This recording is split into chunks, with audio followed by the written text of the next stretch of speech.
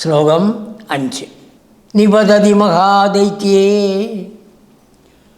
ആ വലിയ അസുരൻ, ശക്തനാണവൻ, ആണ് ശക്തനായ അസുരൻ പതിച്ചപ്പോൾ, താഴത്ത് പതിച്ചപ്പോൾ, ജാത്യാദുരാത്മനി, ജന്മം കൊണ്ട് അവരൊക്കെ ചീത്ത സ്വഭാവമുള്ളവരാണ്. എന്താ ചീത്ത സ്വഭാവം? അന്യരെ ഉപദ്രവിക്കുക. അതാണ്. എത്രത്തോളം അന്യരെ ഉപദ്രവിക്കാമോ തൻ്റെ കാര്യം നേടാൻ വേണ്ടിയിട്ടാണ്, അല്ലാതെയും ഉപദ്രവിക്കുന്ന അർത്ഥം. ജാത്യ, ആ ജാതിയുടെ സ്വഭാവമാണത്. അസുരന്മാർ ആരാണവർ? രജസ്തമോ ഗുണികളാണ്. രജസ്തമോ ഗുണികൾ ഈ വിധത്തിൽ എല്ലാവരെയും ഉപദ്രവിച്ചുകൊണ്ട് നടക്കുന്നു. അതിൽപ്പെട്ട ഒരുത്തനാണ് ഈ ദൈത്യൻ. തൽക്ഷണം, എപ്പോഴാണോ ഭഗവാൻ എറിഞ്ഞ് ആ മരത്തിൽ പോയി തട്ടിയത്, നിവദന ജവക്ഷുണ്ണ ക്ഷോണീരുഹക്ഷതകാനനെ, വല്ലാത്തൊരു ഒന്നിച്ചെന്താ പറയുക, സമസ്തപദമാണ്. സമസ്തപദം, അനേകം പദങ്ങളെ ഒന്നിച്ച് ചേർത്ത് പറയാനുള്ള ഭട്ടതിരിപ്പാടിൻ്റെ കഴിവ് വല്ലാത്ത കഴിവാണ്. അദ്ദേഹം ഈ കൂത്തിനും മറ്റുമൊക്കെ എഴുതി കൊടുത്തതിൽ അത് കാണാം. ഒരു പേജ് മുഴുവൻ ഒരൊറ്റ പദമായിരിക്കും, സമസ്ത പദം. നിപതനജവക്ഷുണ്ണ ക്ഷോണീരുഹക്ഷതകാനനേ, അവൻ വീഴുന്നു. എങ്ങനെ വീഴുന്നു? ജവ, വേഗത്തിൽ. നിപതന ജവ ക്ഷുണ്ണം, ആ വീഴുന്നതുകൊണ്ട് വലിയ മരങ്ങളിൽ തട്ടുന്നു, അത് പൊടിയുന്നു. നിപതന ജവ ക്ഷുണ്ണ, എന്താ പൊടിയുന്നത്? ക്ഷോണീരുഹ, ക്ഷോണീരുഹം വൃക്ഷങ്ങൾ. ഭൂമിയെ രുഹം, തുളച്ചു വരുന്നത്. രുഹ, ഭൂമിയെ തുളച്ചു വരുന്ന വൃക്ഷങ്ങൾ. ആ വൃക്ഷങ്ങളെല്ലാം ക്ഷതം, പൊട്ടിപ്പോയി, നഷ്ടമായി.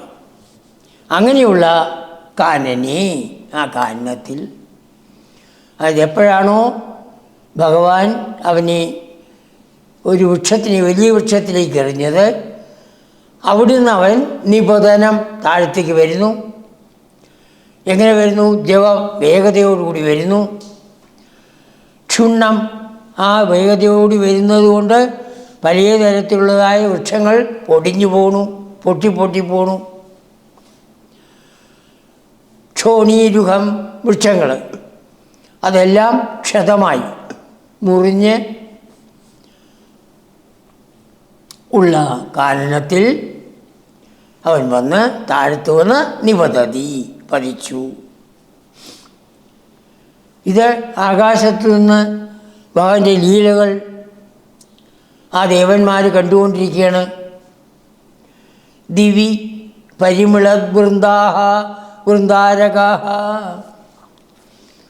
ആ ആകാശത്തിൽ, ദിവി ആകാശത്തിൽ,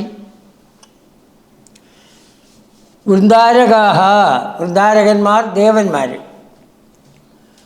പരിമിളത് വൃന്ദാഹ ഒന്നിച്ചവർ ചുറ്റി, മിളത്ത് ഒന്നിച്ച്, വൃന്ദം കൂട്ടം കൂട്ടമായിട്ട് നിൽക്കുകയാണ് ഓരോ സ്ഥാനത്ത്.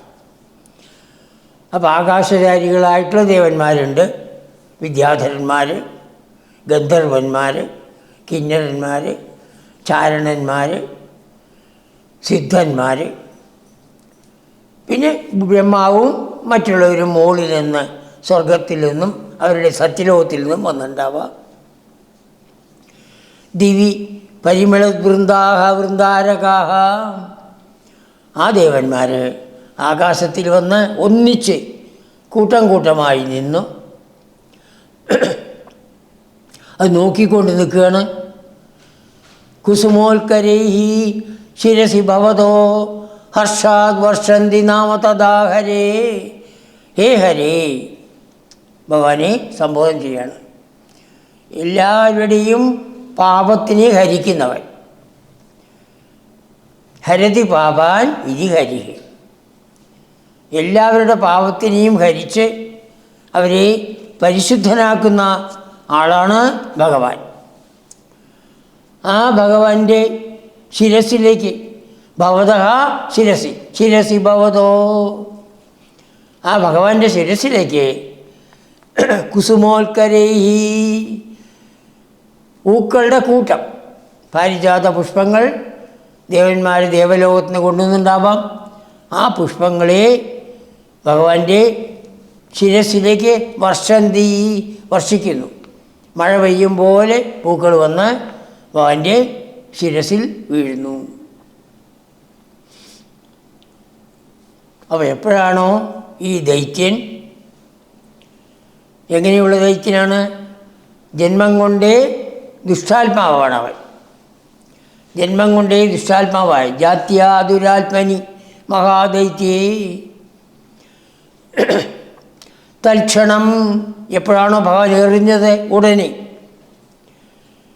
നിവദന ജവക്ഷുണ്ണക്ഷോണീരുഗക്ഷത കാനനെ, ആ പോകുന്ന സമയത്ത് നമ്മൾ ആ പദങ്ങളെല്ലാം വേറെ വേറെ ഇതാക്കണം. നിപതന ജവക്ഷുണ്ണ ക്ഷോണീരുഗക്ഷത കാനനെ, ആ വീഴ്ചയുടെ വേഗത്തിൽ പൊടിഞ്ഞുപോയ ആ മരങ്ങൾ കൊണ്ട് ക്ഷതമായി നശിച്ചതായ കാട്, ആ കാട്ടിൽ വന്ന് നിപതതി പതിച്ചപ്പോൾ ദിവി പരിമളത് വൃന്ദാരകാഹ, ആകാശത്തിൽ ആ ദേവന്മാരെ പരിമിളത്ത് ഒന്നിച്ചു ചേർന്ന് ഇരുന്നു. അങ്ങനെ കൂട്ടം കൂട്ടമായിട്ട് വൃന്ദാഹ, കൂട്ടം കൂട്ടമായിട്ട് അവർ നിന്നു. അവർ കുസുമോൽക്കരൈഹി, പൂക്കളുടെ കൂട്ടം. ഉൽക്കരം കൂട്ടം, കുസുമം പൂവ്. പൂക്കളുടെ കൂട്ടം കൊണ്ട്, പുഷ്പസമൂഹം കൊണ്ട്